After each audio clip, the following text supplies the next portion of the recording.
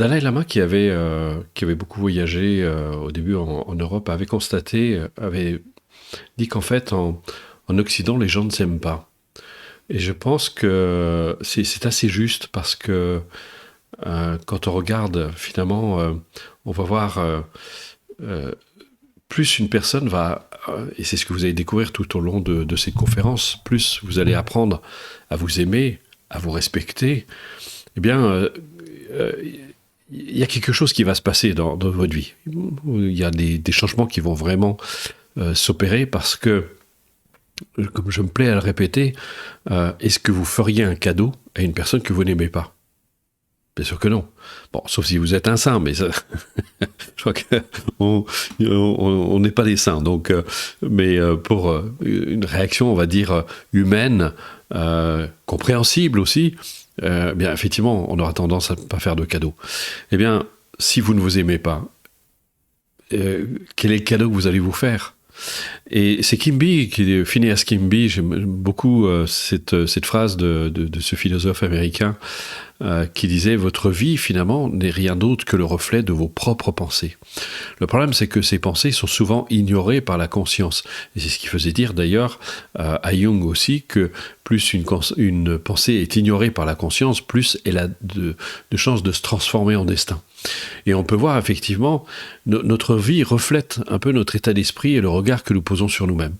Une personne qui ne s'aime pas, eh bien, malheureusement, elle aura tendance à attirer, avoir des relations assez compliquées, assez difficiles. Les relations, dans le fond, qu'on a avec les autres, reflètent le rapport qu'on a avec nous-mêmes. Combien de fois j'ai entendu des personnes me dire « mais les autres ne me respectent pas ». Mais je dis « mais est-ce que toi, tu te respectes d'abord ?» Parce que pour que les autres puissent te respecter, quelque part, tu leur donnes le change. Je raconte souvent cette histoire c'est une histoire que j'ai vécue avec une amie qui traduit, ça traite surtout de la confiance en soi, mais c'est un peu la même chose. C'est une amie qui était venue, j'étais à mon cabinet, puis elle vient me voir, elle est psychologue de formation. Et puis elle me dit, ça faisait 1 an qu'elle briquait un poste de responsabilité, et elle me dit, mais écoute, mes supérieurs ne me font pas confiance, ils ne m'accordent pas ce poste de responsabilité. Et puis je lui réponds, bah oui, c'est normal.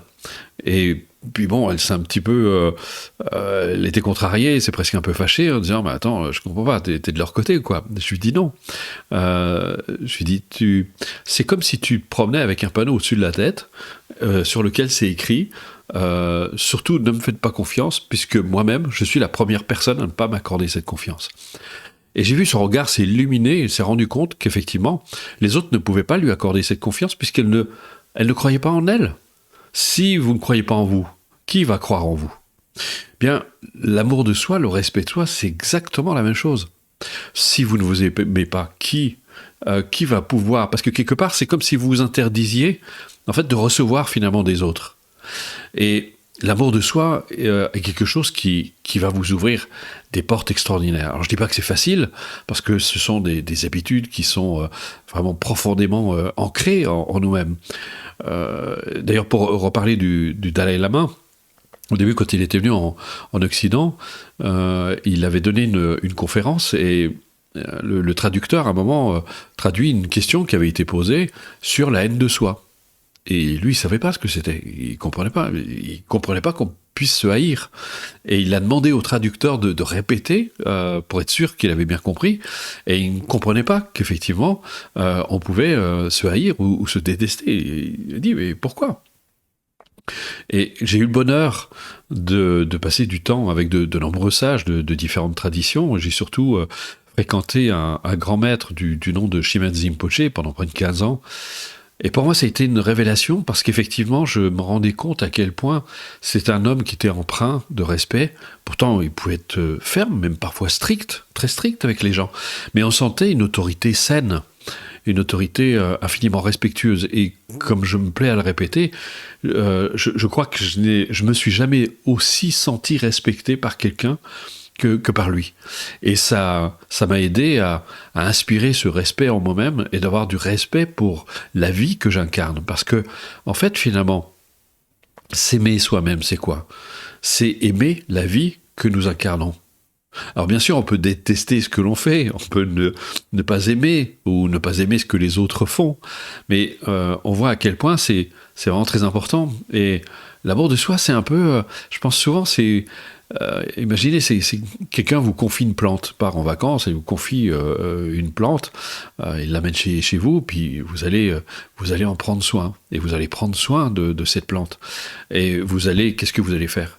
Vous allez réunir toutes les causes et les conditions de son développement, lui donner l'eau dont elle a besoin, les nutriments aussi, la mettre à un bon endroit, peut-être, je ne sais pas, éviter de la coller à côté d'un radiateur, je ne sais pas. Bref, vous allez en prendre soin.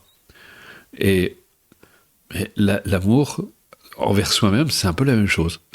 On vous a confié une vie, la vôtre, et il convient d'en prendre soin. Et si vous en prenez soin, comme si vous prenez soin d'une plante, eh bien cette plante va pouvoir se déployer.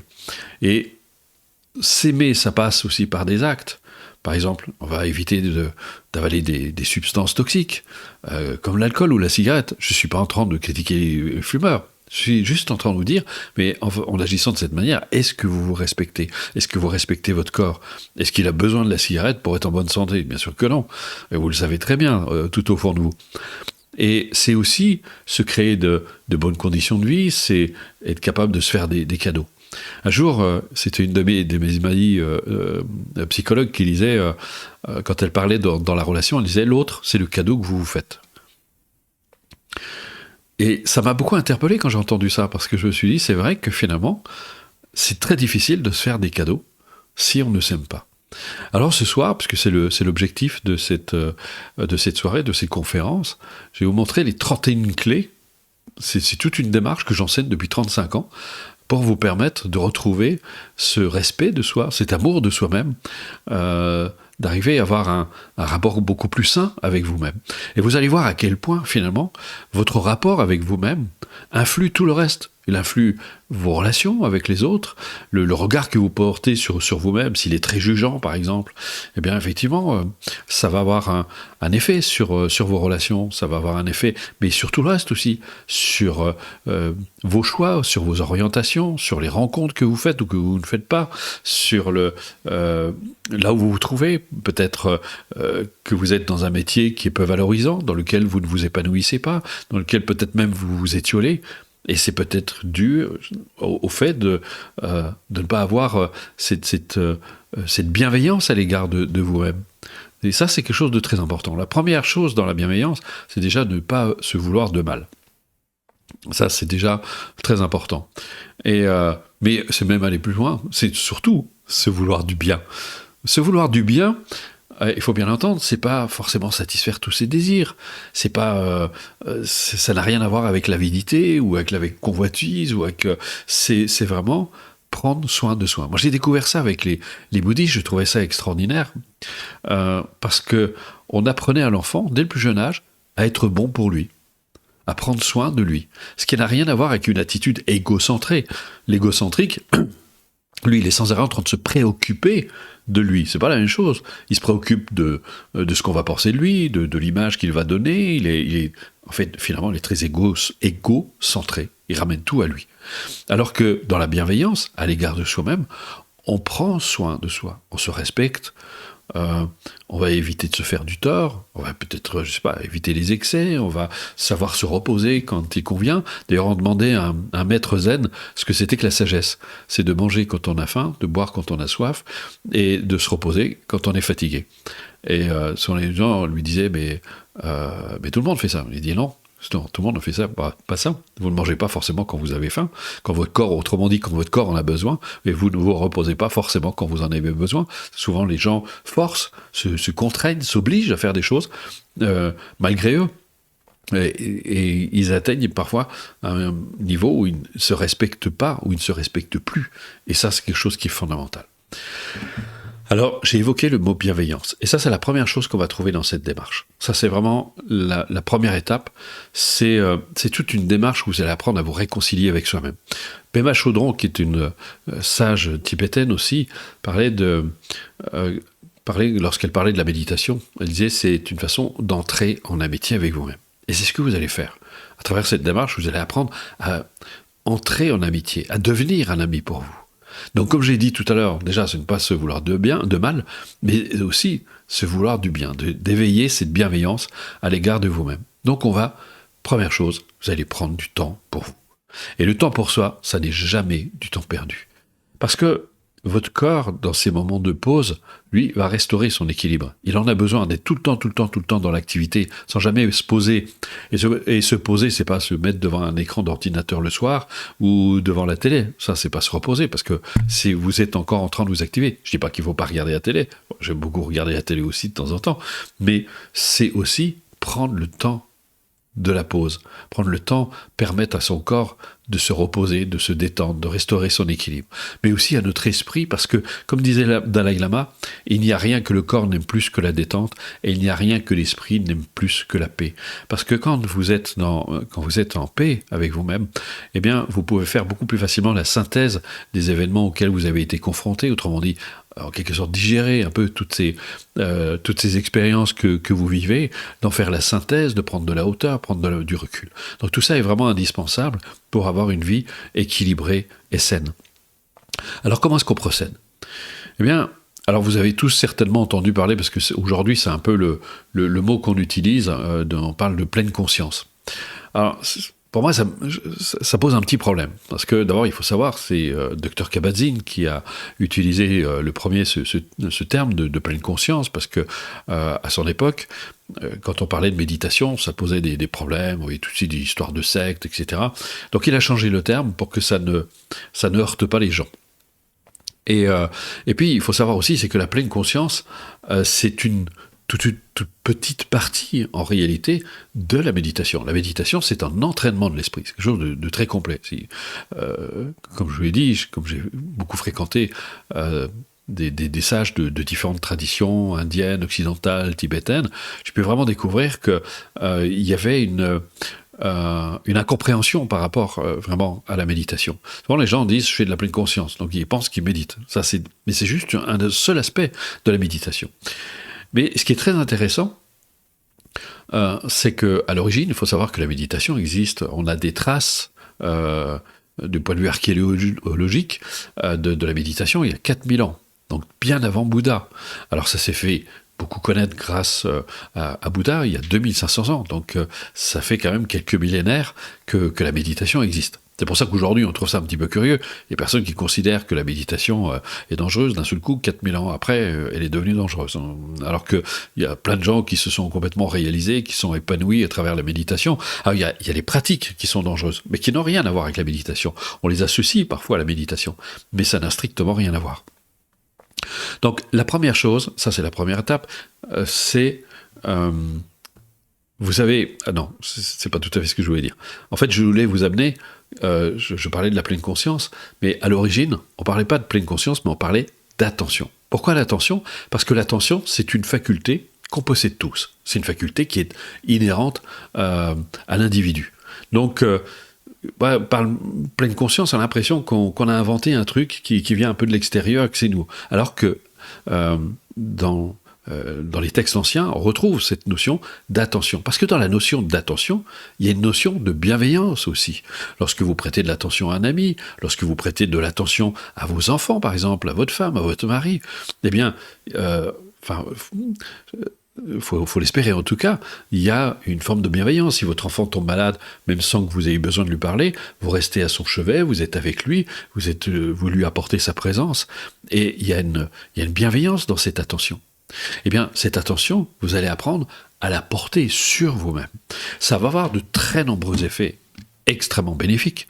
D'abord, la première chose que ça va apporter, c'est qu'en en développant cette attention qui est plutôt d'habitude tournée vers l'extérieur, ou alors qui se disperse dans les pensées, eh bien, ça va permettre à votre conscience de se stabiliser là où vous êtes. Ce que certains appellent l'instant présent. Mais ça aussi, c'est un concept qui parfois pose problème. Les bouddhistes parlent d'instant de conscience, mais on reviendra sur le sujet. Parce que si c'est un fait d'observation, si vous regardez en vous-même, vous pouvez voir que votre conscience a tendance à suivre les pensées, à se disperser dans les pensées. Elle suit volontiers les pensées et donc forcément les émotions qui leur sont liées. Et sans autre possibilité que de subir finalement ces pensées et parfois ces émotions qui peuvent être parfois très fortes. Et on peut avoir le sentiment d'être complètement emporté dans ces pensées, dans ces émotions, sans autre possibilité que finalement de les subir. Alors qu'il y a une alternative à ça. Et c'est justement le développement de l'attention qui va nous permettre d'acquérir ce recul. Donc il y a une façon d'entraîner cette attention. On va utiliser le corps comme support, on va utiliser même certains processus mentaux, on va utiliser la respiration, et on va approfondir, on va même voir que la conscience, il y a une pratique qui s'appelle l'expansion du champ de conscience. On va découvrir que cette conscience peut à la fois s'élargir dans le temps et dans l'espace, et ça permet d'acquérir du recul par rapport à soi. Donc ça, c'est la première chose, c'est que ça va vous permettre de retrouver, d'avoir tout le contraire de la dispersion, de vous sentir un peu plus rassemblé, d'être un peu plus là où vous êtes.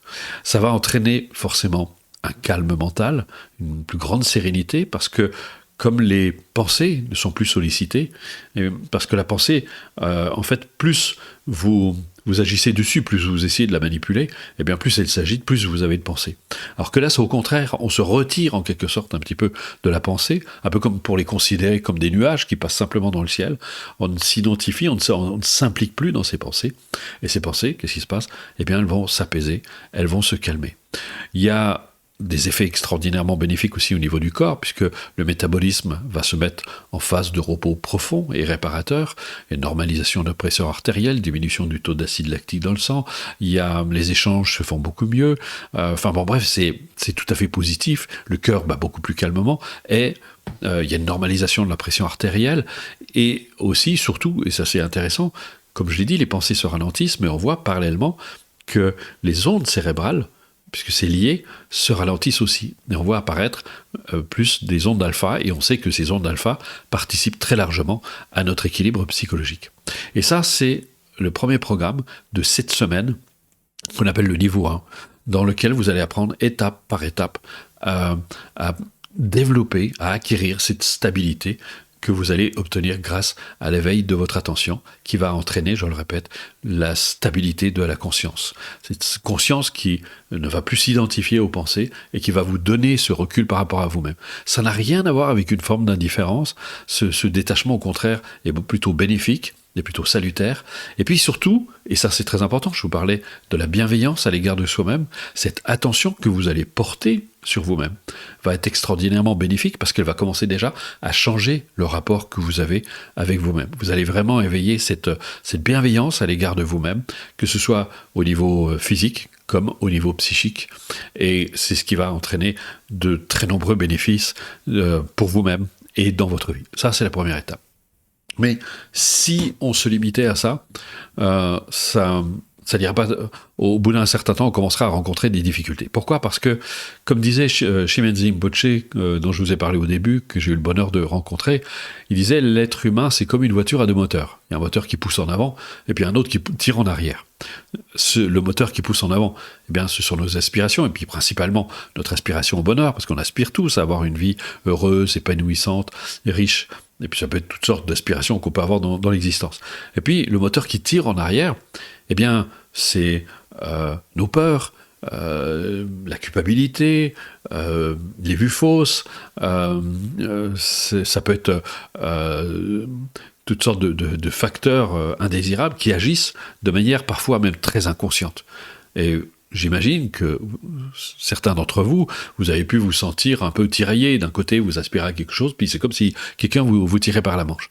Donc il faut pouvoir, d'un côté, donner de la puissance à ce moteur qui pousse en avant, nos aspirations, pouvoir les nourrir, leur donner de l'allant dont ils ont besoin, et neutraliser ce moteur qui tire en arrière. Et c'est là où on va voir tout le jeu, ce qu'on appelle le jeu des antidotes et les postures mentales qu'on va découvrir dans un deuxième niveau. On va voir, par exemple, il y a un tout premier exercice qui s'appelle le sourire intérieur, qui est un exercice extraordinaire parce que vous allez renforcer encore cette bienveillance à l'égard de vous-même. Vous allez adopter la même attitude que vous pourriez avoir à l'égard d'un enfant. Par exemple, essayez d'imaginer un enfant qui est en train de s'adonner à un jeu, puis ça marche pas comme il veut, puis vous le voyez, il est en train de s'énerver. Et votre distance d'adulte, vous, en tant qu'adulte, vous le voyez, et vous allez peut-être avoir un sourire en le voyant comme ça s'énerver. C'est pas un sourire de moquerie, c'est un sourire de tendresse, c'est un sourire plein de bienveillance à l'égard de ce petit bout de chou qui est en train de s'énerver avec son jeu parce que ça marche pas comme il veut. Et vous allez même l'aider, vous allez l'accompagner. Eh bien, ce sourire intérieur, c'est quelque chose que vous allez apprendre à développer à l'égard de vous-même. Peut-être que dans votre vie, il y a eu des moments où vous êtes laissé emporter, où vous êtes énervé. Et qu'est-ce que vous faites d'habitude ? Eh bien, vous avez tendance à appliquer une forme d'auto-jugement et d'être dur avec vous-même. Eh bien là, vous allez apprendre, au contraire, à éveiller cette bienveillance à l'égard de vous-même. Et ça, c'est fondamental. Une leçon qui est très importante, sur laquelle j'ai énormément appuyé. Il y a un grand développement qui a été fait autour de cette leçon parce que c'est quelque chose qui est très présent dans les cultures, c'est la culpabilité. Culpabilité, c'était véritablement un véritable fléau parce que c'est générateur d'anxiété, d'angoisse, de tourments intérieurs. Ça nous interdit quelque part de reconnaître nos erreurs et de pouvoir en tirer bénéfice. C'est vraiment un obstacle majeur dont il faut pouvoir se débarrasser, parce qu'il faut faire vraiment la distinction entre regretter si vous avez, je sais pas, commis une erreur qui a été fâcheuse, qui a eu des effets pas très heureux sur vous-même ou sur les autres. C'est tout à fait naturel, tout à fait compréhensible que vous le regrettiez, mais que vous rongiez de remords, ça ne fait que vous diminuer et vous affaiblir. Et en plus, comme je le dis souvent, vous culpabiliser n'êtes pas la personne que vous avez fait souffrir. Je dirais presque que ça lui fait une belle jambe. Donc là, on va voir comment on peut se libérer de cette culpabilité pour aller vers une attitude beaucoup plus saine et beaucoup plus responsable, parce que contrairement à ce que certains disent, la culpabilité ne rend pas les gens responsables, c'est même tout l'inverse, parce que quand les gens se sentent coupables, ils ont plutôt tendance à essayer de refouler leurs erreurs et de dire non, c'est pas moi, c'est l'autre, ou je sais pas. Donc c'est pas une attitude très, très heureuse. Ensuite, on va voir des pratiques comme l'acceptation de soi, qui est quelque chose de très important. Vous allez apprendre à accepter évidemment vos côtés positifs, parce que vous en avez tous. Vous avez tous des qualités humaines, sont juste là, sont souvent malheureusement, comme on vous a pas appris à les mettre en lumière, à les regarder, à les voir, et c'est ce qui va participer très largement à renforcer, développer l'estime de vous-même. Et c'est une pratique qui va être véritablement bénéfique, parce que ça va vous redonner confiance en vous. Et puis aussi, on va apprendre à poser un regard, à accepter ces côtés négatifs. D'ailleurs, ce qui faisait dire à un philosophe, une qualité, c'est un défaut qui sait se rendre utile. Donc, on va voir que le regard qu'on va poser sur ce que l'on qualifie comme étant des défauts, eh bien, peut vraiment tout changer. Ensuite, on verra, il y a les pratiques qui vont vous aider à réaliser plus aisément vos objectifs, parce qu'on va voir, c'est encore l'histoire de la voiture à deux moteurs. On va voir les incontournables techniques de visualisation, d'imagerie mentale, qui sont des pratiques extraordinairement puissantes. La suggestion, il y a tout un art, toute une façon de l'utiliser pour renforcer à la fois vos côtés positifs et neutraliser des aspects indésirables de votre personnalité. Et puis, on va voir des pratiques alors il y a les pratiques qui s'adressent au corps, mais il y a aussi une pratique pour renforcer la motivation, pour renforcer, donner de la puissance à ce moteur qui pousse en avant, dont je vous parlais tout à l'heure. Et puis, on va vous montrer aussi, il y a tout un exercice qui est consacré à la confiance en soi. Parce que la confiance en soi, c'est, la clé de la réussite d'une vie. C'est le socle sur lequel vous pouvez vraiment accomplir. Parce que une personne qui doute d'elle-même va avoir beaucoup de mal à entreprendre des projets. Si vous ne croyez pas en vous, comme je disais tout à l'heure, qui va croire en vous ? Qui va vous faire confiance ? Et ça, la confiance en soi, très importante dans vos relations affectives, dans vos relations avec vos enfants, dans vos relations avec votre travail, en société, etc. Quelqu'un qui a confiance en soi est beaucoup plus ouvert, bénéficie beaucoup plus de l'existence, alors que quelqu'un qui manque de confiance en lui est très facilement la proie du stress, est très sensible aux attaques des autres, aux remarques que les autres peuvent lui faire. Donc ça, c'est quelque chose qui est vraiment très important. Et on termine sur une pratique qui s'appelle l'équanimité des sentiments, qui est une pratique qui, elle aussi, participe à nous déculpabiliser. Et on termine sur une initiation à la véritable nature de l'esprit. Et donc, on va arriver à un troisième volet, qui est vraiment fondamental, parce que là, on va découvrir, là, on aborde le sujet de notre véritable nature. Qui sommes-nous vraiment ? Et c'est une question fondamentale parce que cette question va nous amener à c'est là que se trouve tout notre potentiel. Toutes nos richesses, tous nos potentiels innés sont là, inscrits en nous, ils sont inhérents à notre vraie nature. C'est pour ça que je disais tout à l'heure, personne n'est démuni de qualités, de qualités humaines, si tant est qu'on se donne les moyens d'y accéder. Essayez de comprendre. Parce que souvent on se dit, mais l'homme est mauvais. En fait, c'est vrai sous un certain angle, et c'est faux sous un autre angle. Essayez de voir, imaginez que les nuages, par exemple, correspondent à vos pensées, vos émotions. Et le bleu du ciel, derrière, c'est votre vraie nature. Et le bleu du ciel, chez 98% des gens, est masqué par les nuages. Chez certains, les nuages sont très sombres, chez d'autres, les nuages sont très clairs, donc on peut dire qu'ils ont une vie, sur ce plan ordinaire, relativement heureuse. Mais parfois, on peut avoir de très sombres colères, dans la dépression par exemple. Là, on est complètement masqué, on est complètement coupé de soi-même. Mais si on arrive à se défaire de ses pensées, comme je le disais tout à l'heure, à apprendre à ne plus s'impliquer dans ses pensées et à les laisser se disperser, eh bien on peut découvrir ce bleu du ciel, et découvrir notre vraie nature. Et on peut voir, c'est que on n'est pas méchant, on est sous l'emprise, comme disent les bouddhistes, sous l'emprise de nos obscurcissements mentaux. Et c'est ce qui nous empêche tout simplement d'être nous-mêmes. Donc on va voir dans ce troisième volet, d'une part, comment se défaire de ces obscurcissements mentaux, que les bouddhistes appellent aussi les toxines mentales, et puis comment révéler cette vraie nature. Alors c'est une démarche absolument passionnante. D'ailleurs, je vais vous donner juste un petit exemple concret que vous pouvez expérimenter. Prenez, pour réaliser ce que vous êtes, prenez n'importe quelle pensée. Vous pouvez avoir facilement conscience de vos pensées. Une pensée s'élève à la conscience, vous en avez conscience, mais vous savez que cette pensée ne va pas durer. Elle va disparaître à un moment, pour être remplacée par une autre pensée. Pourtant, vous n'avez pas le sentiment qu'un petit peu de vous disparaît avec cette pensée. Vous restez là en arrière, conscient de la pensée qui s'élève, qui disparaît, qui est remplacée par une autre pensée. Donc, on peut dire que vous n'êtes pas vos pensées. Puisque qui est conscient des pensées ? Qui a conscience de ce changement, de ces transformations ? Et ça, c'est une question qui peut être passionnante, intéressante, parce qu'elle peut vous faire découvrir, mais c'est vrai, au fond, mon corps change, il se transforme tout au long de mon existence, il vieillit, il finit même par se dégrader, personne n'échappe à la vieillesse, et puis non plus à la mort. C'est un sujet qui est assez tabou dans les cultures, pourtant, comme disait Dalai Lama, si vous inquiétez pour votre mort, vous inquiétez pas, vous mourrez avec succès. Et ça, c'est quelque chose qui est fondamental, parce que on s'attache au corps, mais finalement le corps, il n'arrête pas de changer. Et vous savez, c'est très intéressant parce que d'un point de vue scientifique, on a démontré qu'on change de corps tous les 7 ans. Au bout de 7 ans, on ne retrouve plus un seul des atomes qui composaient votre corps. Alors il y a une information qui circule au niveau des cellules, mais le corps, lui, en lui-même, a complètement changé. Et donc on peut se poser la question, mais de quel corps parle-t-on ? Et ensuite, au niveau des pensées, comme on vient de le voir, et vous pouvez tous faire cette expérience, regardez, votre façon de penser depuis votre jeunesse a beaucoup changé. Vous ne pensez plus de la même façon. Parce que vous ne voyez plus les choses de la même façon. Parce que depuis, votre conscience a réalisé de nouveaux paramètres.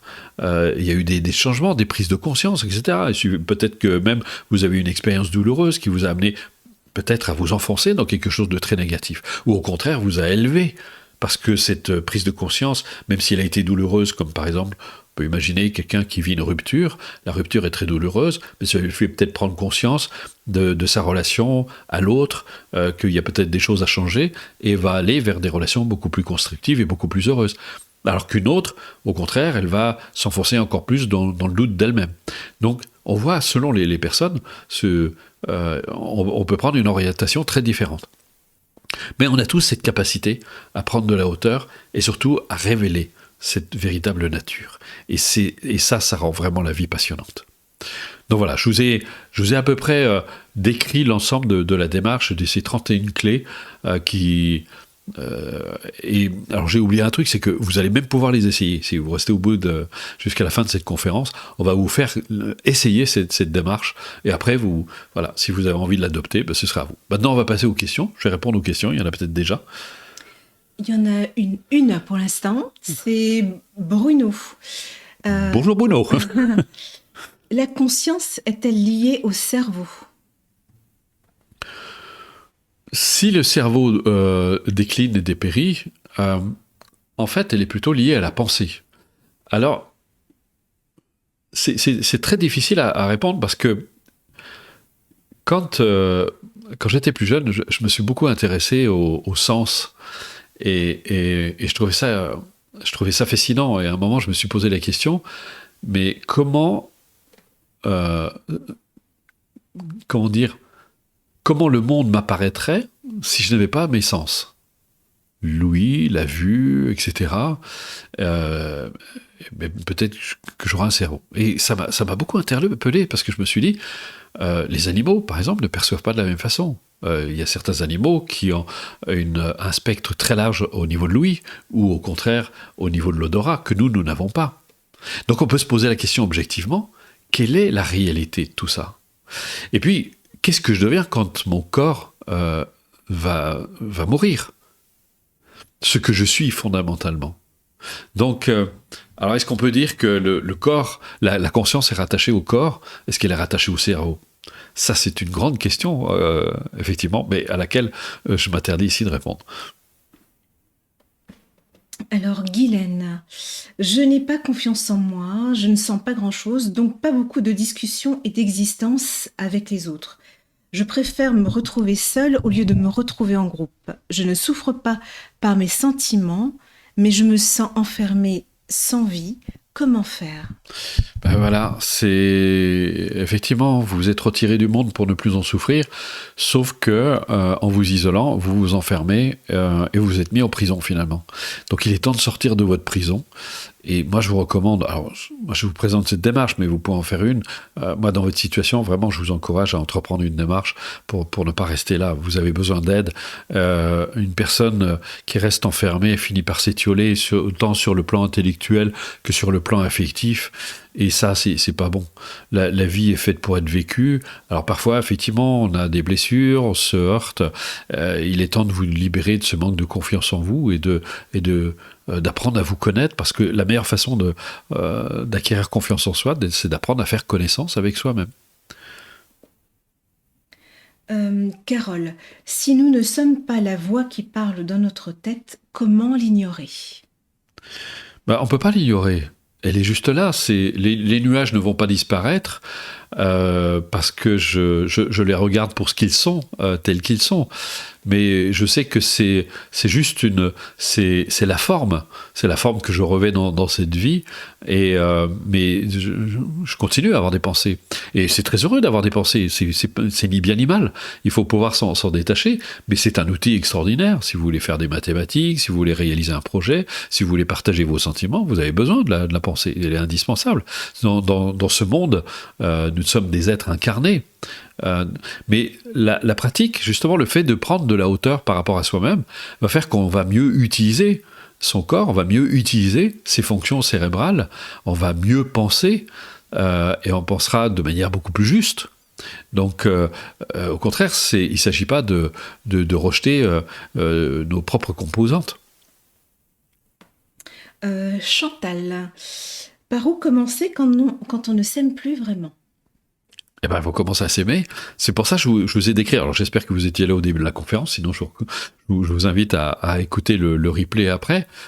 C'est vraiment quand je parlais de cette forme d'attention que vous pouvez développer à l'égard de vous-même, d'avoir cette bienveillance. Donc, il convient de commencer là c'est pareil, d'entreprendre une démarche qui va vous aider à retrouver cette capacité à aimer. Parce que cette capacité à aimer, même si vous ne vous aimez pas, vous avez le sentiment peut-être même d'avoir des pensées très sombres à votre égard, cette capacité à aimer, elle est inhérente à tout individu, elle peut s'éveiller, tout le monde peut retrouver ça. Et nous on le voit par exemple, les gens qui viennent en stage, donc extraordinaire, on voit des personnes qui sont très repliées sur elles-mêmes au début, quand elles viennent. On a même eu des personnes qui étaient complètement en burn-out et qui repartaient avec le sourire parce qu'elles ont baigné pendant 4, 5 jours, 10 jours dans un univers bienveillant, respectueux, où elles ont senti qu'effectivement il y avait une espèce comme ça elles étaient enveloppées en quelque sorte dans cette, et elles y participaient. Et donc ils ont découvert cette capacité à aimer, à être aimé. Et ça fait un bien fou. Et c'est des gens qui ont retrouvé confiance en eux. Et puis après, alors parfois on a des personnes qui commencent par la démarche, il y en a qui commencent par les stages et qui après enclenchent sur les cours parce qu'elles comprennent que c'est quelque chose qui doit se maintenir. Alors, Oui. comment fait-on pour distinguer un sentiment d'une émotion? Un sentiment, c'est ce que vous ressentez. Il y a pas de, c'est pas un mouvement. D'ailleurs, c'est intéressant. Le mot émotion, étymologiquement, ça veut dire mettre en mouvement. C'est un mouvement qui se crée au sein de l'esprit. Par exemple, vous avez de la colère. C'est une émotion qui va monter et qui va s'élever à la conscience et dans lequel vous pouvez être littéralement emporté. Mais ça peut commencer par un simple sentiment de mécontentement. Vous éprouvez du mécontentement qui va finir par se transformer en colère. Et quand on parle des sentiments que vous ressentez à l'égard de quelqu'un, alors ça peut être bien sûr accompagné d'une émotion, parce que d'ailleurs l'émotion, par exemple l'émotion amoureuse, sentiment amoureux, alors là il y aurait beaucoup à dire. Je vais pas rentrer, d'ailleurs dans les cours je fais tout un développement en me reposant sur des études scientifiques qui ont été faites sur le sentiment amoureux, et qui n'a rien à voir d'ailleurs avec l'amour inconditionnel, qui est encore tout à fait autre chose, parce que ça peut créer de l'attachement. Ça, c'est encore un autre sujet. Donc c'est pas quelque chose d'aussi emporté que l'émotion.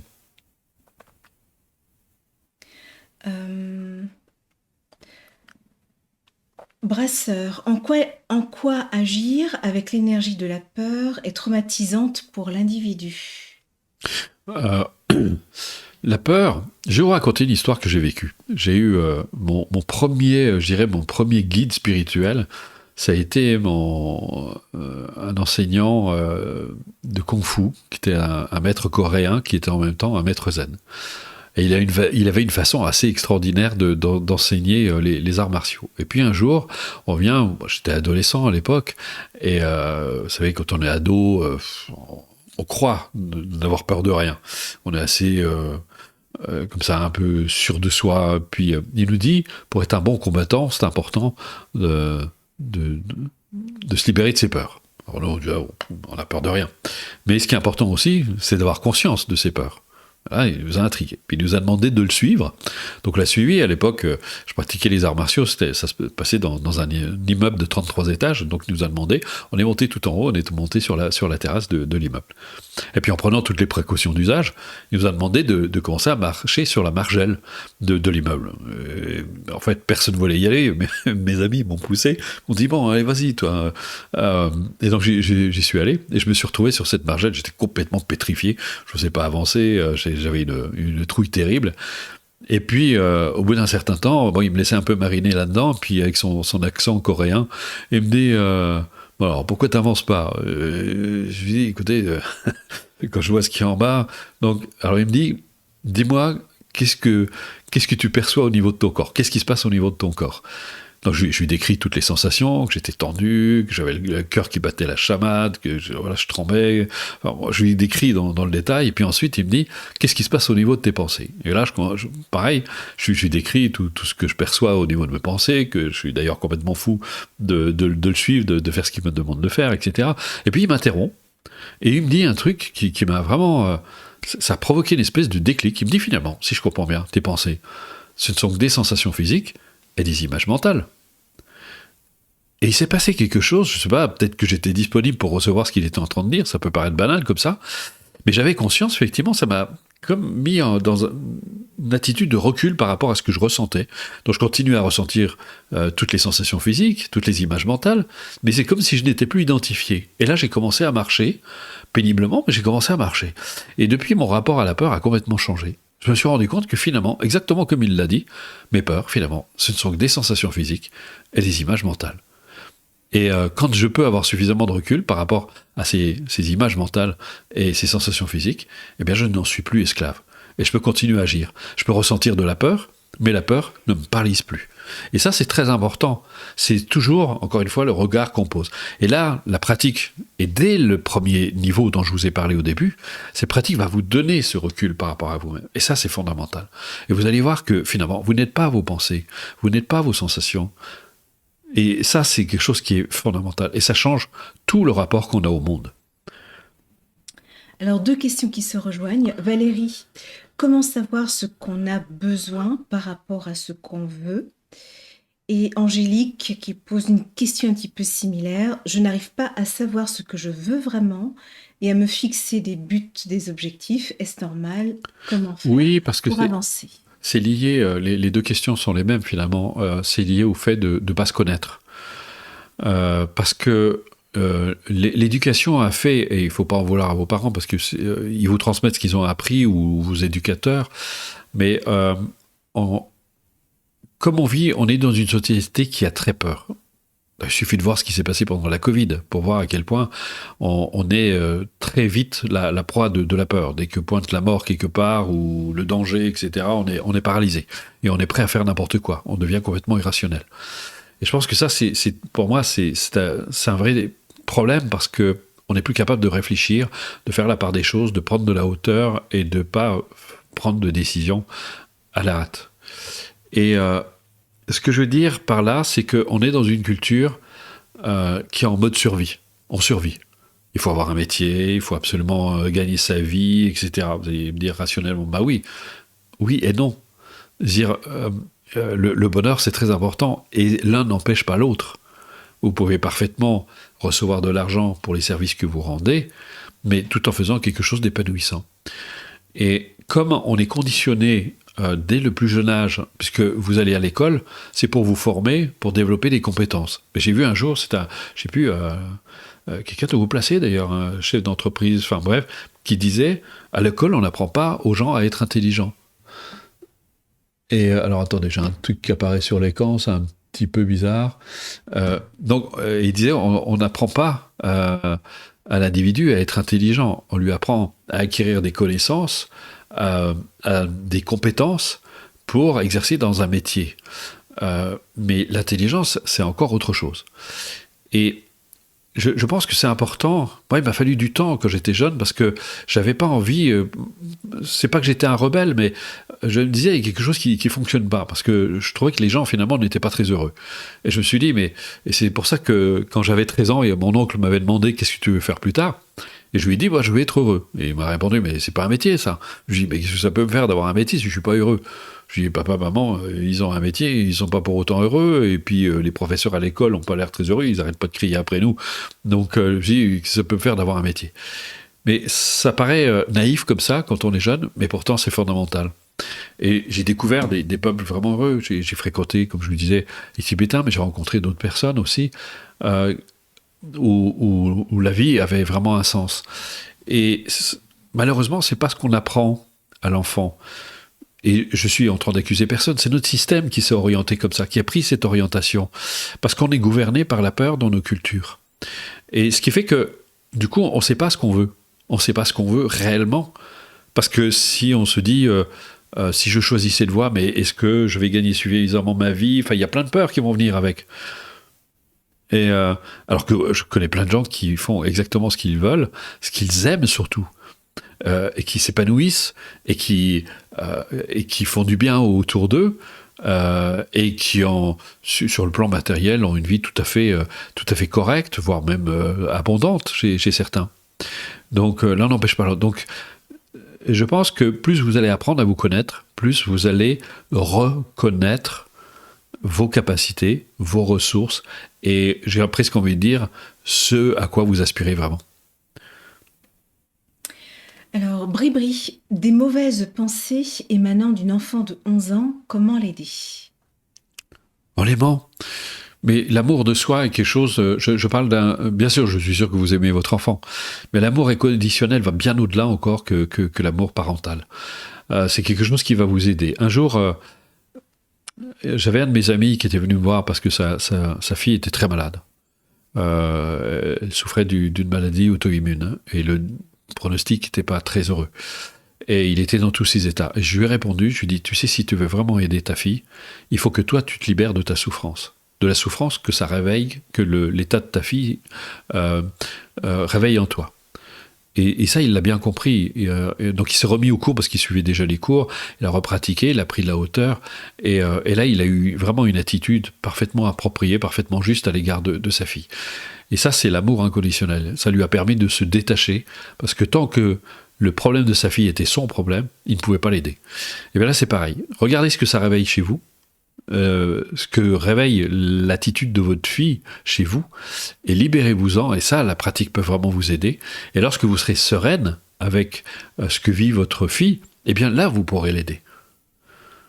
Et ça, c'est quelque chose, et c'est ça qui est extraordinaire avec cette démarche, parce que en vous faisant du bien, eh bien, vous faites du bien aux autres.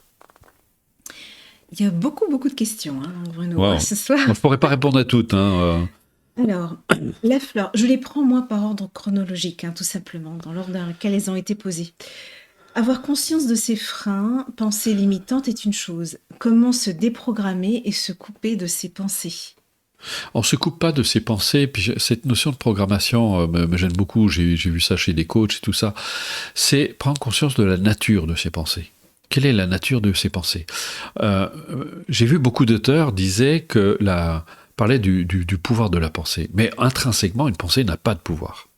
Elle est insubstantielle. La pensée, notez bien ça, la pensée, elle n'a que le pouvoir que vous lui donnez. Il y a une histoire qui est racontée, d'ailleurs, dans le développement personnel. Il paraît que c'est une histoire vraie. C'est un homme qui se retrouve enfermé dans un wagon frigorifique. C'est un ouvrier qui réparait les wagons frigorifiques. Et puis, malencontreusement, il se retrouve enfermé dans un wagon frigorifique. Et le lendemain, on le retrouve mort de froid, ce qui paraît naturel, sauf que le wagon n'était pas branché. Il était tellement convaincu qu'il allait mourir de froid qu'il en est mort. Alors vous allez me dire, c'est la pensée qui l'a tué. Non, c'est parce qu'il était convaincu, c'est-à-dire qu'il donnait du pouvoir à sa pensée. Il aurait pu prendre du recul, se dire, bon voilà, de toute façon, il est possible que je meure. Mais ça m'empêche pas maintenant, je vais essayer de rester tranquille, de rester calme, de garder mon sang-froid et de voir peut-être de tambouriner, etc. Mais il s'est laissé paralyser, il a suivi ses pensées. Et c'est là, je vous parlais de ce premier niveau. Ce premier niveau de la pratique est très important, c'est l'éveil de l'attention. Parce que vous allez commencer à avoir ce subtil détachement par rapport à la pensée. Et de voir qu'effectivement, vous n'êtes pas vos pensées. Et qu'elles n'ont pas de réel pouvoir, elles ont juste le pouvoir que vous leur donnez. Alors vous allez me dire, ouais, mais c'est pas si facile que ça. Et je sais que c'est pas si facile que ça. Parce que c'est tellement ancré en nous. C'est enraciné en nous. Donc on s'en défait pas comme ça, c'est l'œuvre de toute une vie. Mais néanmoins, vous commencez à avoir les premiers bénéfices et vous êtes de moins en moins l'esclave de vos pensées. Et de vos émotions forcément. Willy de Troche. Je suis en contact avec une pervers narcissique et j'ai perdu toute confiance, j'ai peur de ma solitude. Je suis conscient de ce qui se passe, mais ma peur prend le dessus et je suis tentée de reprendre la relation. Ah oui, les tentations sont terribles. La question que vous devez vous poser, c'est qu'est-ce que vous voulez? Quel est le cadeau que vous avez envie de vous faire? Est-ce que c'est vraiment cette relation que vous voulez?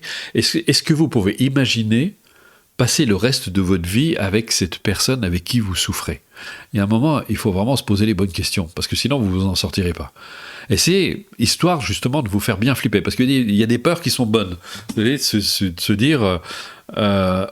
attends, si je reste toute ma vie avec cette personne, dans cette relation épouvantable, où je me sens mal, là, il faut vraiment vous poser la question, de se dire, il est temps de vous tailler, et puis de vous créer une autre vie. Mais demandez-vous, comment ça se fait que vous vous retrouvez avec quelqu'un comme ça? Il y a toujours un phénomène de résonance. Vous savez, les relations, elles n'arrivent pas par hasard. Rappelez-vous ce que Jung disait. Plus une pensée est ignorée par la conscience, plus elle a de chances de se transformer en destin. Et quelque part, voilà, votre vie se transforme en destin, parce que vous avez un rapport à l'autre, un rapport à la femme, qui fait que la personne qui manque d'estime d'elle-même, qu'est-ce qui va se passer? Eh bien, elle va rencontrer des gens qui seront dévalorisants. Parce que c'est comme l'histoire que je vous racontais tout à l'heure avec cette femme qui n'avait pas confiance en elle, et on ne lui accordait pas son poste de responsabilité. Et je lui ai dit, mais les autres, ils agissent parfaitement conformément au rapport que tu as avec toi-même. Si tu n'as pas confiance en toi, comment peux-tu espérer qu'il te fasse confiance ? Eh bien, cette personne, c'est pareil. Elle est pas par hasard dans votre vie. Elle correspond à la perception que vous avez de vous-même. Et visiblement, elle est déplorable. Donc, il est temps de vous aimer, d'apprendre à vous aimer, pour ne plus subir ce genre de mauvais traitement. Vous savez, apprendre à s'aimer, ça va vraiment très loin. Parce que plus vous allez apprendre à vous aimer, moins vous accepterez les mauvais traitements. Et quand je parle de mauvais traitements, c'est aussi de se flanquer un métier dans lequel vous ne vous épanouissez pas, dans lequel vous n'êtes pas heureux. C'est commencer à vous faire des cadeaux. Et plus vous allez vous aimer, plus vous allez vous faire des cadeaux, et vous allez vous faire le cadeau d'une relation épanouissante. Donc il est temps de prendre le chemin du respect et de l'amour de soi. Charlotte Forever, j'ai dû couper les ponts avec ma famille toxique, mais je me sens coupable encore. Que faire ? Et pourtant, je sais que j'ai fait le bon choix. Alors, si vous avez fait le bon choix, vous n'avez plus de raison de vous sentir coupable. Il y a effectivement des relations qui sont difficiles. Mathieu Ricard disait une chose, parce qu'une de mes amies était allée voir, elle l'avait rencontré, et lui avait posé des questions parce qu'elle était dans une relation toxique, justement, mais là, c'était avec son conjoint. Et il lui a dit, lorsque la somme des souffrances que l'on a de vivre ensemble supplante la somme des plaisirs qu'on a à être ensemble, il faut arrêter, parce que ça n'a plus de sens. Le but de la vie, c'est d'être heureux, c'est pas de se faire souffrir. Donc il y a un moment, il faut arrêter le masochisme. Donc vous n'avez aucune raison de vous sentir coupable. Si la relation était souffrante, si elle était souffrance et que personne n'en tire de bénéfice, bien à un moment, il faut savoir dire stop et de se dire, c'est pas à ça à quoi j'aspire. Donc vous n'avez... et comme disait un Américain, si vous vous sentez coupable, c'est très bien, mais débarrassez-vous-en. Allez, une dernière, et puis après, on passe. Pierre, Bruno, la difficulté, c'est que lorsqu'on est issu d'une famille toxique, on ne nous a pas appris à exprimer nos besoins et nos désirs, et on ne sait pas qui on est. Comment aller à sa source, à son moi ? Eh ben, c'est pour ça que vous êtes à cette conférence, pour apprendre. Justement, comme on ne vous l'a pas appris, eh bien, vous pouvez apprendre maintenant. Vous savez, j'avais une amie qui me disait toujours ça. Elle me disait toujours, oui, mais mes parents m'ont pas aimé. Alors, je lui dis, ça veut dire que toute ta vie, tu vas rester dans cet état sans être capable de t'aimer, en te disant, parce que mes parents m'ont pas aimé, je ne peux pas m'aimer. Je veux dire, mais c'est un cercle infernal. Et si tu commençais à essayer de t'aimer, je veux dire, tu peux manifester de la bienveillance. Elle avait une fille, et donc je lui dis, tu aimes ta fille ? Elle m'a dit oui. Donc ça veut dire que tu es capable d'aimer. Elle m'a dit oui. Bon, ben alors, tu peux commencer à apprendre à toi t'aimer aussi. Elle me dit, ouais, mais c'est pas facile. Je lui dis, c'est pas parce que c'est difficile que tu ne dois pas le faire. Et souvent, les gens se créent des nœuds comme ça, c'est extraordinaire. Puis bon, elle a entrepris la démarche, et croyez-moi, elle a complètement changé, et elle s'est fait des cadeaux, elle a commencé à se faire des cadeaux après, et elle s'est dit, bah oui, effectivement, on a tous cette capacité à aimer, faut juste... au début, c'est un peu rouillé. Vous savez, ça me fait penser à ces vieilles 2 chevaux qu'on démarrait avec la manivelle, et quand elle est restée très longtemps au garage, c'est un peu rouillé, il faut tourner longtemps, et jusqu'à ce que ça commence à venir. Eh bien, au début, c'est un peu difficile. Alors, c'est pour ça qu'on a mis en place tous ces cours, qu'on a mis en place ces stages, pour que vous découvriez que vous êtes capable vraiment de vous aimer, que ça, c'est en vous, c'est inhérent à votre nature, c'est quelque chose qui est vraiment présent. Donc, voilà. Alors, maintenant, je vais vous parler de la démarche. Donc, il y a eu beaucoup de questions, donc on est désolé, on est pris par le temps, donc on ne peut pas... Oui, mais vous allez les avoir, vos réponses. Je dirais, vous savez, quand j'allais voir Shimon Rinpoche, j'avais des questions à lui poser. Et puis, d'ailleurs, une fois que je le rencontrais, c'est comme si j'avais plus de questions. Et il me disait, t'as perdu tes questions en route, hein, qu'il me dit. Et puis il éclatait de rire. Et parce que la réponse, c'est vous qui l'avez. Mais il faut vous donner les moyens d'accéder tout ce qui vous arrive, tout ce que vous vivez. J'ai envie de dire, c'est là pour vous amener à vous en libérer. C'était, comment il s'appelle ? Jim Carrey. Moi, je trouvais ça extraordinaire. Il disait, tout ce qui vous arrive de négatif est là pour vous montrer, pour prendre conscience de ce que vous ne voulez plus, de ce que vous ne voulez pas. Et aussi de clarifier ce que vous voulez, ce à quoi vous aspirez. Donc vous avez en vous, mais maintenant il faut vous donner les moyens aussi, parce que ça va pas tomber comme ça tout cuit dans le bec, ça se fait pas tout seul. Il faut bien comprendre. Je vais vous le dire autrement. Si vous continuez à penser, à agir, à vous exprimer comme vous l'avez toujours fait, Vous ne pouvez pas espérer avoir des résultats différents de ceux que vous avez obtenus jusqu'à aujourd'hui. Donc, ça veut dire que si vous ne faites rien pour changer votre manière de penser, d'agir, de vous exprimer, eh bien, vous continuerez à avoir les mêmes résultats parce que les mêmes causes produisent les mêmes effets. Donc, si vous avez envie que votre vie change, eh bien, il faut commencer à changer quelque chose dans votre vie. Ne serait-ce que d'apprendre à être bienveillant à l'égard de soi-même, de commencer à s'aimer, au moins un tout petit peu, puis après, de commencer à faire grandir, jusqu'à ce que vous puissiez, jusqu'à ce que ça devienne un mode de vie. Voilà. Alors, moi, ce que je vous propose, comme je le disais, vous pouvez essayer la démarche. Maintenant, comment ça va se passer, si ça vous intéresse? Vous pouvez même commencer ce soir. Vous pouvez commencer ce soir, dès ce soir, à apprendre à vous aimer. Vous allez voir comment faire. Donc, imaginons, je vous ai décrit les 3 niveaux de la démarche. Ceux qui sont venus au cours, je vous invite à réécouter le replay depuis le début. Donc, c'est un programme de 31 leçons. Une leçon par semaine. Alors, vous allez me dire, 31 leçons, une leçon par semaine, ça fait 9 mois. Alors, il y a des personnes parfois qui nous disent que c'est long. Ça peut paraître long, mais en fait, non. Parce que, je peux vous assurer, les personnes qui suivent nos cours nous disent « Ah, mais c'est déjà fini !» Parce que vous allez pratiquer dans le plaisir.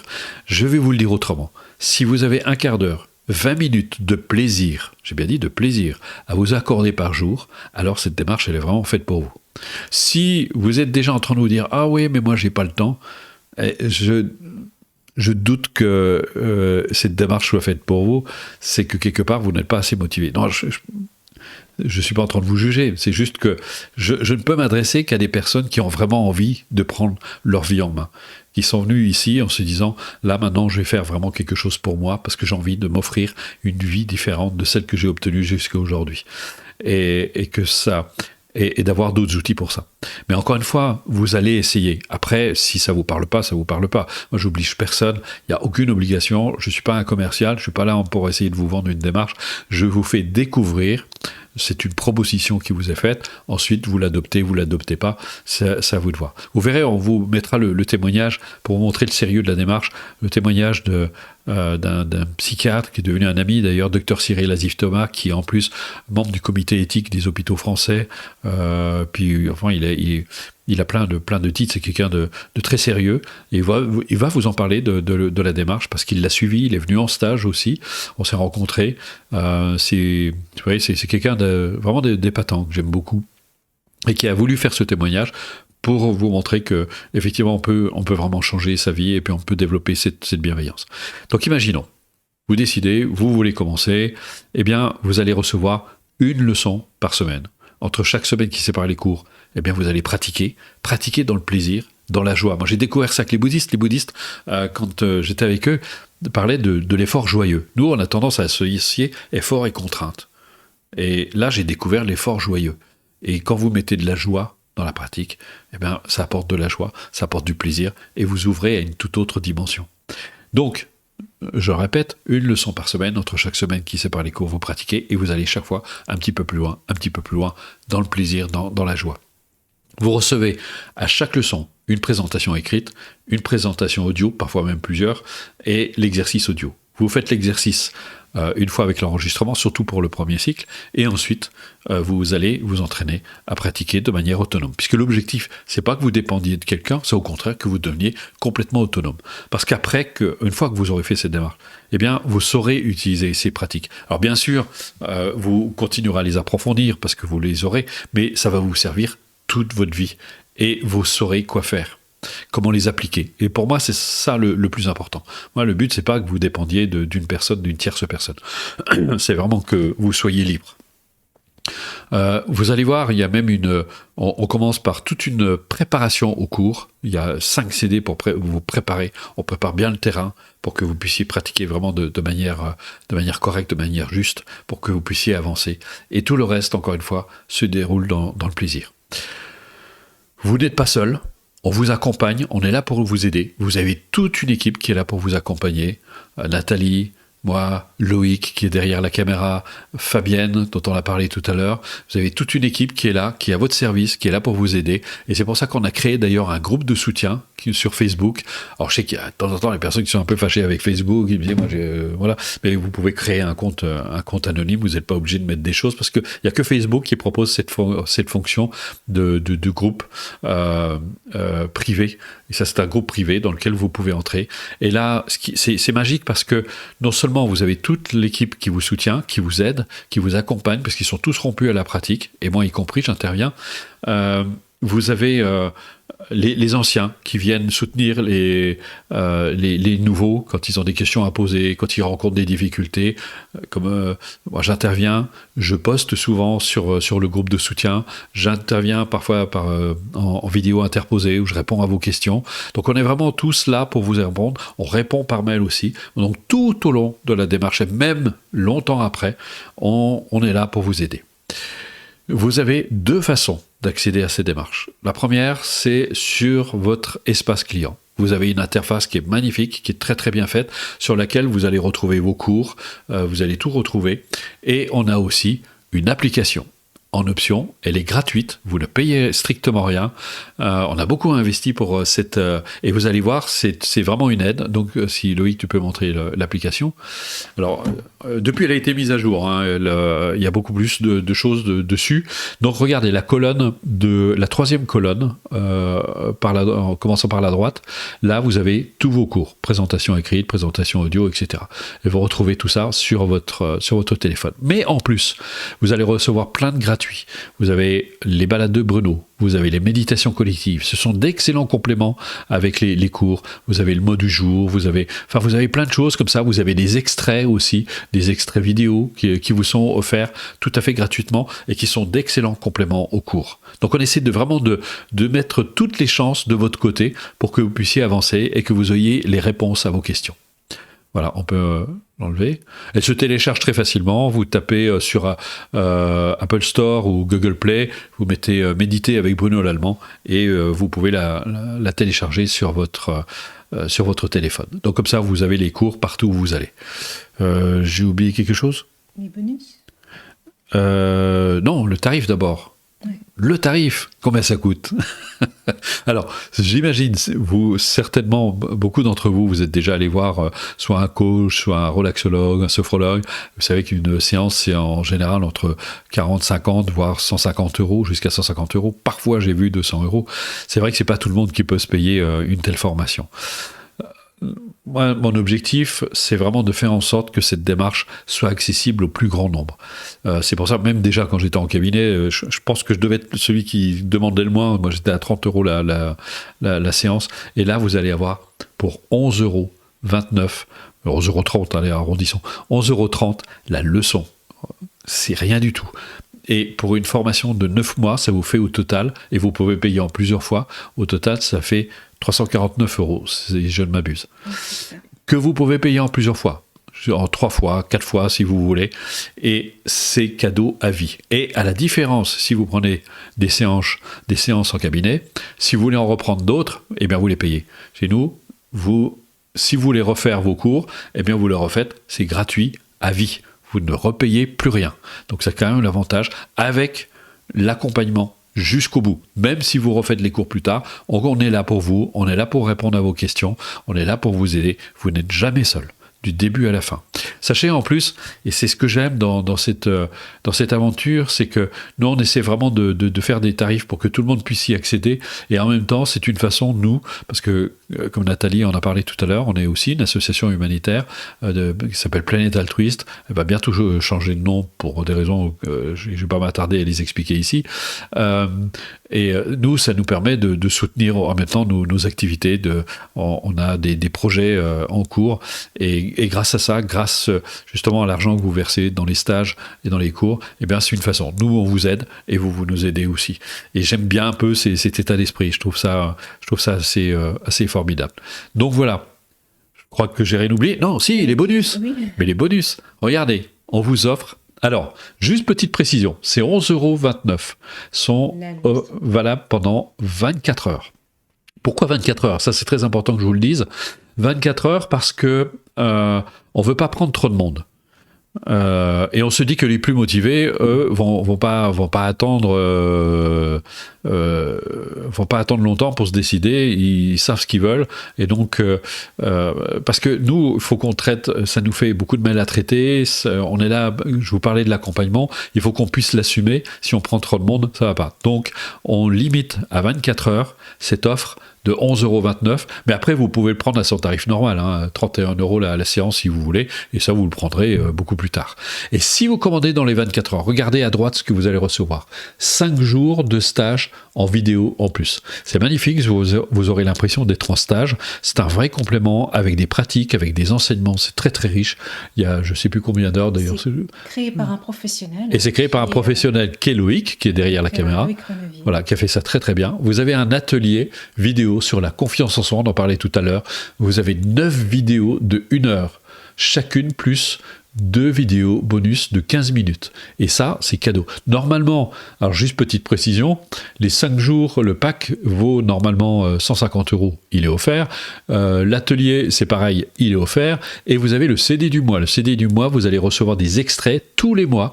Vous recevez des extraits de stages, d'ateliers, de séminaires que j'ai donnés, qui sont là pour compléter la démarche. Et ça, c'est si vous commandez dans les 24 heures, ça vous est offert. Vous tapez cours, bruno.fr, et vous accédez à la page. Là, tout vous est expliqué à nouveau, mais sinon, vous pouvez taper tout de suite sur le bon de commande et vous allez pouvoir essayer. Maintenant, je vais vous parler de cet essai. On va vous laisser essayer. Pour ceux qui vont commander pendant les 24 heures, je pense que pendant demain, pendant la journée, vous pouvez écouter. Vous avez des exercices du premier niveau, mais on vous met des exercices du deuxième niveau aussi pour que vous fassiez une petite idée. Après, il s'agit de l'intégrer et de la pratiquer. Mais ça va vous donner déjà une petite idée des effets de la pratique et des bienfaits. Encore une fois, je le répète, si vous n'avez pas envie de le faire, il n'y a aucun souci. Encore une fois, je le répète, pour nous, c'est vraiment important. Ça s'adresse vraiment à des personnes qui ont vraiment envie de faire quelque chose pour eux-mêmes, qui ont envie de prendre leur vie en main et qui n'ont plus envie de subir leur existence. Donc, si vous faites partie de ces personnes, eh bien, en tout cas, je vous souhaite bienvenue. J'ai oublié quelque chose? Non, je crois que j'ai tout dit. Il me semble, oui. On va vous laisser avec Cyril. Docteur Cyril Azif-Thomas, qui va vous parler de la démarche. Et je tiens vraiment à le remercier du fond du cœur parce que c'est vraiment une très très belle personne que j'aime beaucoup, qui fait du bien aussi aux gens, qui est très investi pour aider les autres. Et on va vous laisser avec lui. Et après, c'est à vous de décider. J'espère qu'on aura le bonheur de vous retrouver dans les cours et que vous allez enfin apprendre à vous aimer. Rappelez-vous, si vous continuez à penser, à agir, à vous exprimer comme vous l'avez toujours fait, vous ne pouvez pas espérer avoir des résultats différents de ceux que vous avez obtenus jusqu'à aujourd'hui. Alors il est temps de commencer à penser, à agir, à vous exprimer différemment. Et agir différemment, c'est peut-être commencer à se faire du bien à travers cette démarche. 31 clés qui vous serviront toute votre vie. Merci d'être venu, merci d'avoir été là, et j'espère qu'on aura le bonheur, peut-être même de se rencontrer dans un stage. Passez une excellente soirée. Au revoir. Au revoir. Ce sont des cours très complets, très complet, très minutieux, quoi. C'est très précautionneux. C'est des choses qui nous parlent, c'est la motivation, c'est la confiance en soi. On peut le recommander. On peut franchement le recommander. C'est vraiment quelque chose, je pense, qui parle à tout le monde. C'est le bonheur de 7 à 77 ans, au sens large. C'est un bonheur qui implique d'abord de se respecter soi-même. Et on est dans une société actuellement où on ne se respecte pas, où les rythmes sont stressants, où la vie est une vie faite de rapports de force. Quand on est tendu vers le bonheur avec cette approche respectueuse de soi, eh bien l'effort qui nous est demandé, c'est un effort joyeux. Voilà, c'est une éthique qui me va bien, que je trouve très belle. Il y a une vraie logique, les choses s'articulent bien, et en même temps, c'est ça qui est curieux, c'est que c'est pas intellectuel, quoi. C'est pas abstrait. C'est une approche qui est faite d'exercices pratiques, donc on va dire c'est du pratico-pratique. Il y a un vrai équilibre entre le savoir et le savoir-faire, et ça c'est rare. Bruno, c'est pas juste un enseignement oral, c'est aussi un auteur qui a écrit plusieurs livres. Eh bien, force est de constater que ce concept du bonheur, il l'a travaillé. Et avec cette méthode-là, ça va pas mettre les personnes en danger, loin de là. On en sort apaisé et on en sort remotivé, à se recentrer et puis à retrouver ce sursaut de vie, quoi.